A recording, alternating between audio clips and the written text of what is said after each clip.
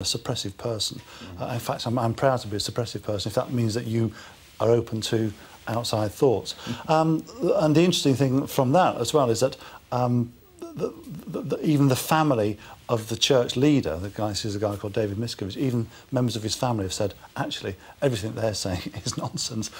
I've lived in this organisation. Well, everything Andrew Morton's saying is accurate. How different is, from your perspective, Scientology, and I don't know if you're the guy to ask this question too, but you spent the research, from any other religion, any other organisation that all have their own kind of bizarre histories and... Oh, yeah, look, I'm not saying that, everybody makes fun of the creationist myth of Scientology.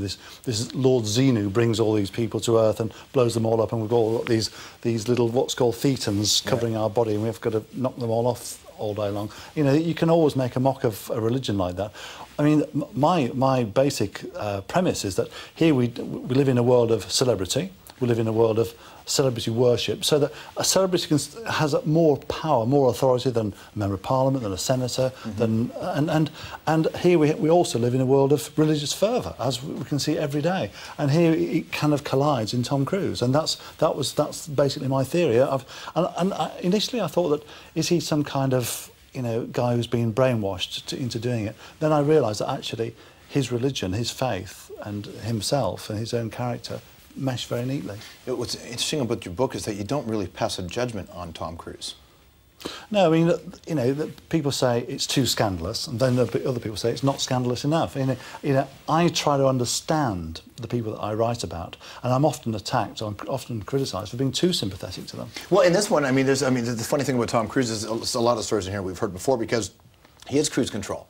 He's hard to get. How do you actually know what you're getting is real information from the people you talk to? Certainly when it comes to any religious organization like the Church of Scientology, there will be people with access to grind. So how do you know that you are... Absolutely. I've been doing these kind of things for a long time, and you realise that everybody's got a story, and the story you want isn't often the story they want to tell you. They want to tell you about, how they didn't like so-and-so inside an organisation. And when you actually meet them all, a lot of them are quite sad because they've had to, what's called, disconnect from their own families, and they're still actually involved in being, they're interested in the organisation. They're almost like, former employees of General Motors who've now retired, but they're still keen to see how GM's doing. And it's exactly the same. They'll still be talking in the kind of jargon, the code that they use.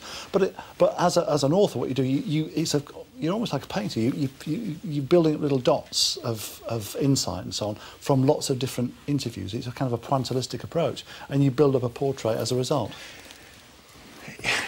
Right, and so let's go with that. So if you're doing that dot by dot, essentially it's one tree, one tree, one tree. When you sit back and you see the forest for what it is, do you feel like when this book was published that you got it right? Because I know that you faced a lot of criticism that things in here perhaps aren't accurate or they're just hard to nail down.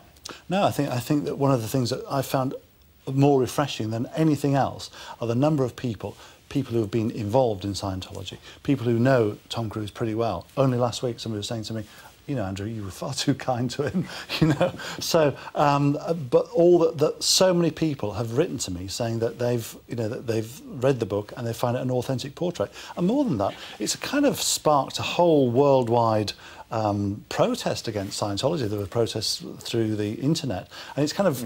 I was thinking about it the other day that this is old technology, a book. Being then incorporated into new technology, the internet, to create this kind of backlash against these people. Let me ask you this question, because I know lots of wars have been started because of religion. I don't know any that have been started because of L. Ron Hubbard. And I wonder why people are so freaked out by Scientology. Well, because those people who have been involved and lost their families and had to forced to divorce their wives or their husbands or whatever. Then also the fact that it is. They believe that they are a superior race, and obviously in Europe, given our own past, the Second World War and so on, when people start saying, I'm the only one who can help at the scene of an accident, well, I'm the only one who has the authority on the mind, well, I'm the only one who can tell you how to live your life, then that starts alarm bells ringing, not necessarily in North America, but certainly in Europe. And I've just come back from Germany, where a lot of Germans are very concerned that he is becoming such a powerful figure over there. He's filming his latest movie, called Valkyrie, about Stauffenberg, the officer who tried to kill Hitler, and that has created a real debate there. And the fact that they want to outlaw all psychiatry and all mental health workers, they want to take over the whole drug industry and so on. And it's not like they are some rinky-dink flat Earth society who meet in a pub in the corner. You know, these are people who are well funded. Yeah. They've got big names behind them, and they are making a difference and making inroads.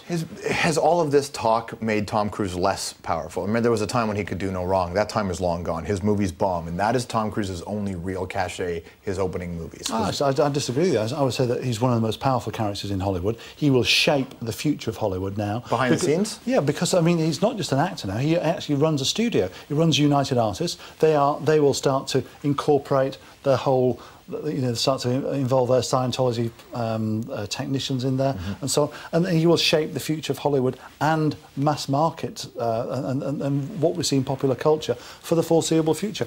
Even Forbes magazine, he still calls him the most powerful celebrity in the world. There you go. Has he called you yet about this? No, in fact, he should be sending me a case of whiskey, because I'm saying on the first page he's not gay. He's not gay, right. They've threatened they've threatened to sue you, but have they sued yet? Have they filed anything official? No, they've not filed anything. And I mean, they do tend to sue, and I think this is a watershed for them. They sue relentlessly. L. Ron Hubbard, the founder, he used to say his charmless phrase was, we will shudder into silence anyone who dares to take them on. Well, this time, you know, we'll wait and see, but, you know, hopefully they'll sit on their hands on this one. Very cool. Good to see you, man. Thanks for coming in. Nice to see you, George. Thank you, Morton. Good to have you on the show. Tom Cruise, Unauthorized Biography. That's the book that he's written here. Okay, when the hour returns, we will tell you about the greatest thing ever, and we've got a legend of British comedy.